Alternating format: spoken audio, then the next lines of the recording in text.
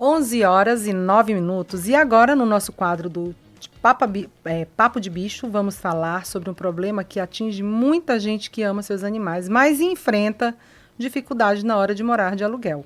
Quem nunca ouviu a frase, aqui não pode animal?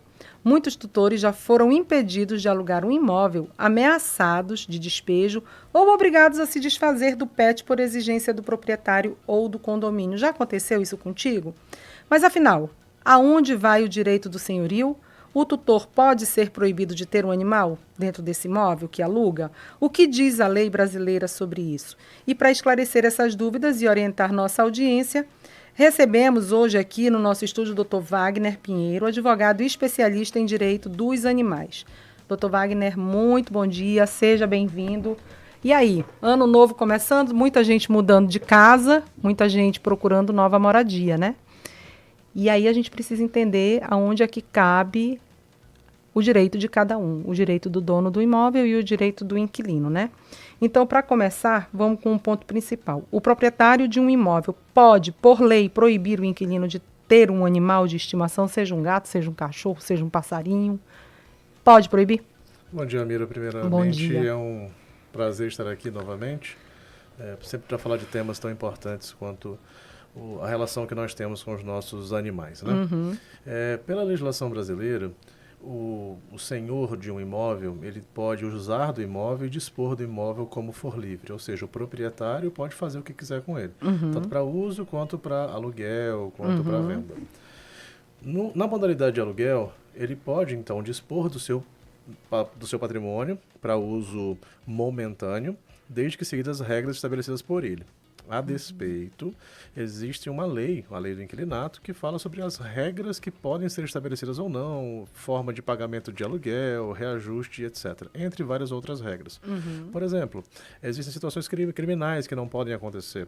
Caso um sujeito que alugue um apartamento para outra pessoa e nesse lugar que foi locada a pessoa, por exemplo, pratique crime de tráfico de drogas, a pessoa que alugou pode ser responsabilizada. É um crime específico da lei de drogas. Então há toda uma situação jurídica entre o que pode e o que não pode. Como regra, sim, o proprietário ele pode estabelecer regras de não pode animal, não pode barulho depois de tal hora. Todas essas são determinadas por lei e são razoáveis de se estabelecer. Sim. Desde que ele estabeleça padrões, como eu disse, dentro da norma. Em resumo, de forma geral, ele pode fazer algum tipo de restrição.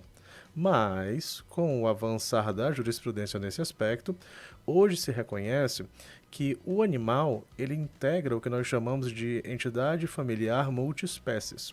Ou seja, de fato ele pode estabelecer regras, mas uma dessas regras não pode ser, por exemplo, um filho seu não pode morar aqui.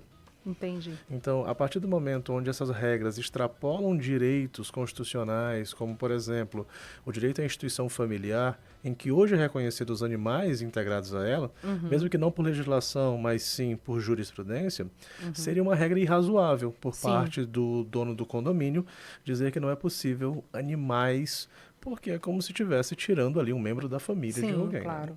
Sim. É verdade. E a gente, como o senhor falou, hoje a família é multiespécie, né? Então todo mundo tem um gatinho, tem um cachorrinho, tem um filho humano e assim vai seguindo a vida. Doutor Wagner, vamos escutar agora o relato da nossa ouvinte, da Juliana.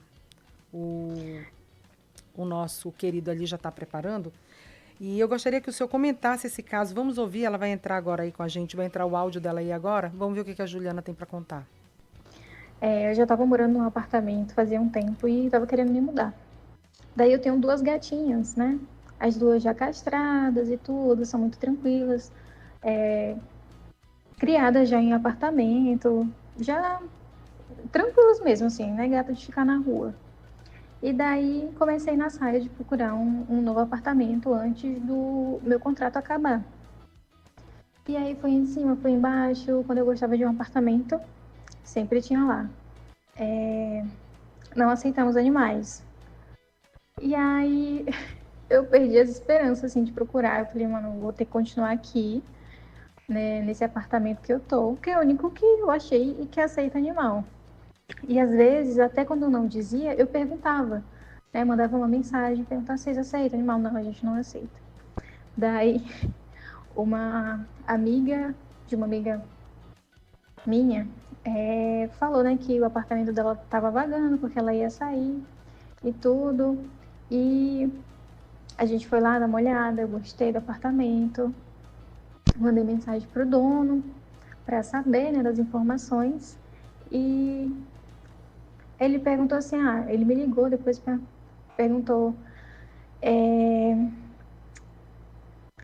tem algumas regrinhas, né, que eu quero te passar antes de você entrar, a gente dar início nos trâmites, esperar a menina sair. E aí ele falou, você tem, você sabe, né, que a gente não aceita cachorro. Aí mas eu não tenho cachorro. Isso aí fiquei pianinho, né? Eu imaginei que ele não aceitasse só cachorro, mas que gato, outros bichos menores que não fazem zoada, não fazem zoada mesmo, pudesse. E eu fiquei na minha, assim, caladinho com a informação pra mim, que eu tinha 2 gatinhas. E aí não, tudo bem, e passou as regras lá do condomínio. E quando não deu, acho que foi no outro dia, foi uma semana depois, eu não lembro, já faz um tempinho já, fazem alguns meses.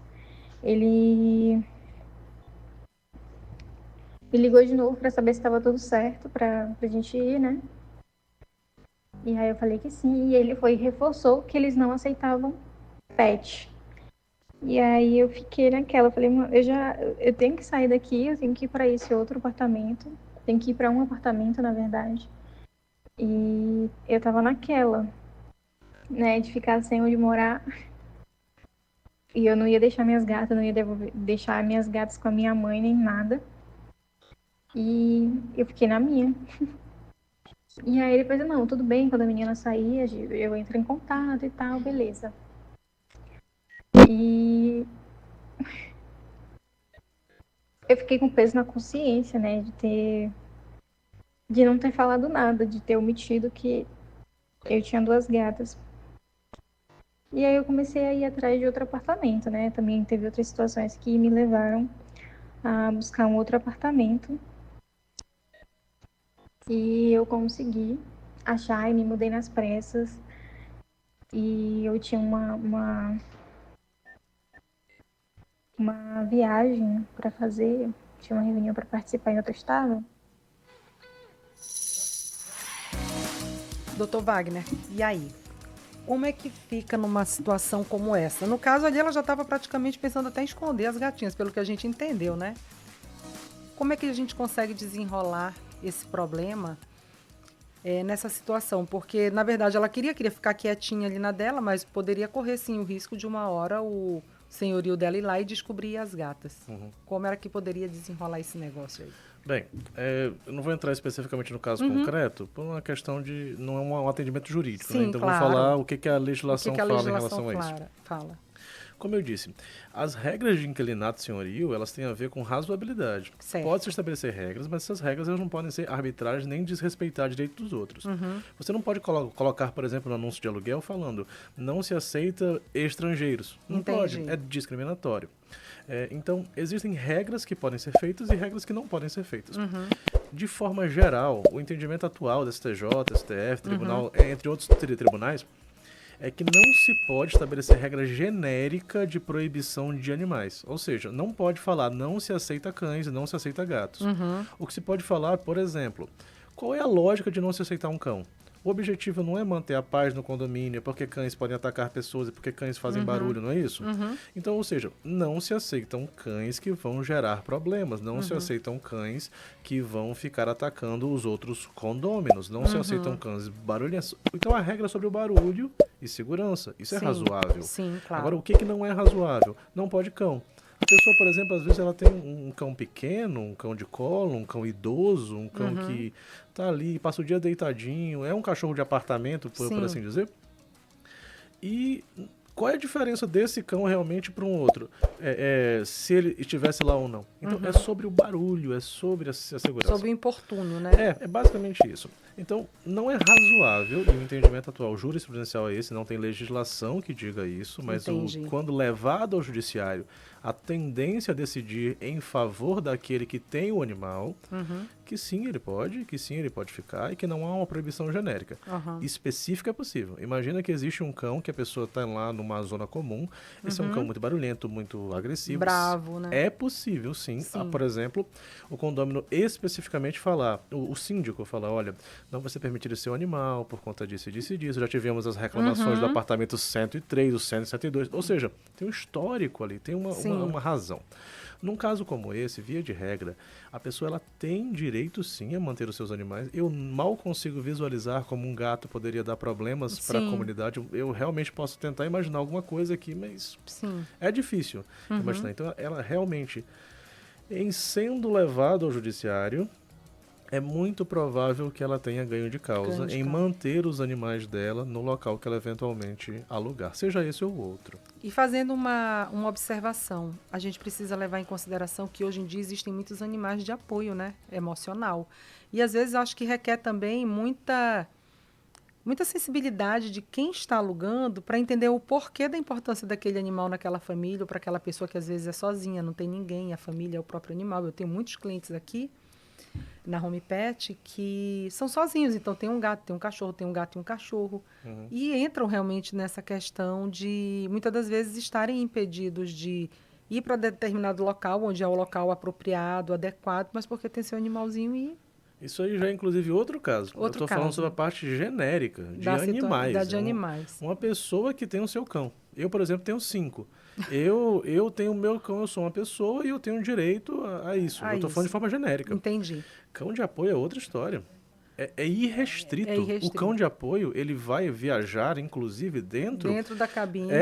Junto com o compartimento de passageiros. Sim. O cão de apoio, ele entra em lugares onde não pode entrar qualquer outro animal. Você está falando, é proibido animais dentro de banco. Se for um cão de apoio, ele pode. Ele pode entrar. Tem uma série de regras. Quando a gente fala de cão de apoio, aí sim, é muito mais flexível. Outra matéria para a gente fazer. É ainda mais. Por quê? Porque só o fato de ter um animal já é, teoricamente, direito da pessoa levar, né? Sim. Ainda mais um cão de apoio, imagina. Separar uma pessoa do seu cão de apoio, às vezes é uma sentença de morte. Imagina. Claro, é verdade.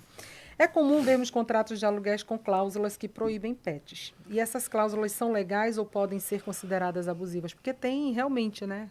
Tem. Quem faça. E aí? É abusivo ou não é? Tem muita coisa que as pessoas fazem que é ilegal, mas as pessoas fazem do mesmo jeito. Por exemplo, eu já vi vários e vários anúncios de emprego dizendo contrata-se mulher, contrata-se homem. Não pode. Não pode, tem 30 anos que não pode, 40 anos que não pode, mas as pessoas continuam fazendo. Então, esse tipo de cláusula é uma cláusula que, apesar de não ser proibida por lei, ela é sim hoje considerada abusiva em vista da jurisprudência. Eu vendo um contrato desse em uma pessoa me trazendo, dizendo que não pode de forma genérica, é proibido o animal no recinto sem justificativa nenhuma, isso é um contrato que é fácil de ser reformado em via judicial. O chato é isso, é porque você sempre tem que correr atrás do seu direito, isso não é automático, não é só falar isso é ilegal e aí fica por isso. Não, você tem que de fato levar o Estado para que ele avalie o caso e diga, não, realmente essa cláusula é abusiva, ele pode sim. É um desgaste, mas o fato é, existe o direito e existe o caminho até chegar nesse direito. Entendi. E existe diferença entre a proibição feita pelo dono do imóvel e a proibição imposta pelo condomínio? O que muda juridicamente nesses dois casos? Não, teoricamente, as regras de condomínio são estabelecidas ali por convenções, como a gente fala, né? Então, as regras do dono do imóvel, ou do síndico, ou do estatuto, elas são idênticas. O que importa é o que é que tem poder de vincular. Normalmente, quando você aluga a casa de uma pessoa, você lida direto com o proprietário. Certo. Aí você vai alugar num condomínio e realmente tem as convenções, tem as regras, você paga inclusive uma taxa específica por isso, a taxa de síndico, não é isso? Sim, a taxa de condomínio, né? Então, ele tem toda uma situação jurídica, mas na prática é a mesma coisa, é quem estabelece as regras. Um é individual e o outro é coletivo. Certo. E se o pet não causa barulho, não oferece risco e não gera danos ao imóvel ou aos vizinhos, o tutor ainda assim pode ser impedido de mantê-lo? Bem, normalmente, como é que isso se evoluiria? A pessoa tem lá o seu cão, uma pessoa um vizinho faz uma denúncia para o síndico aborda a pessoa, aí fala para ela que ela não pode ficar com o cachorro porque está dando problema. É nessa situação que normalmente as pessoas estão, quando foram alertadas de que o cachorro está dando problema, que o animal está dando problema de alguma forma. Entendi. Qual que é o procedimento a partir daí? A pessoa tem que buscar ou a defensoria, ou um advogado, ou a central dos juizados. A central dos juizados fica ali no Fórum da Cidadania.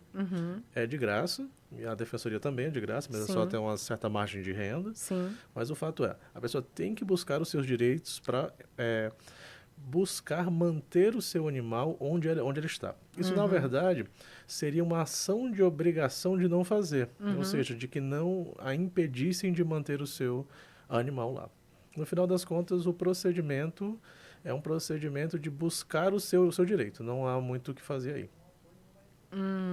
Entendi. Para agradecer a participação do Dr. Wagner, é um assunto bastante extenso. Ainda ficaram faltando algumas perguntas para a gente fazer, mas a gente deixa para uma próxima. Dr. Wagner, aproveita, deixa aí o seu Instagram, seu contato. Fala um pouquinho aí onde é que as pessoas podem te encontrar. Então, primeiro, eu queria já agradecer novamente essa oportunidade, porque, claro, para a gente está sempre à disposição para isso. É um assunto que merece muita pergunta, merece muita discussão. Eu acho que às vezes a gente acaba falando pouco de assuntos muito importantes e dando mais importância para assuntos que talvez não merecessem tanto. É verdade, é verdade. É verdade. Fala aí, onde é que as pessoas te acham? O teu Instagram? Elas me acham na faculdade. Na né? faculdade. Então, se Deus quiser, elas não me encontram. Né? A gente está aqui mais para a questão educacional. Então a gente muito contribui com essa área, não com a questão... Então pronto. Dr. Wagner, muito obrigado. Feliz 2026. Realmente. Tudo de bom no ano que está chegando aí. E muito obrigada pela tua participação. Obrigado. E agora nós vamos para os nosso intervalo e com música, né, Genilson? Então bora, toca a música aí pra gente.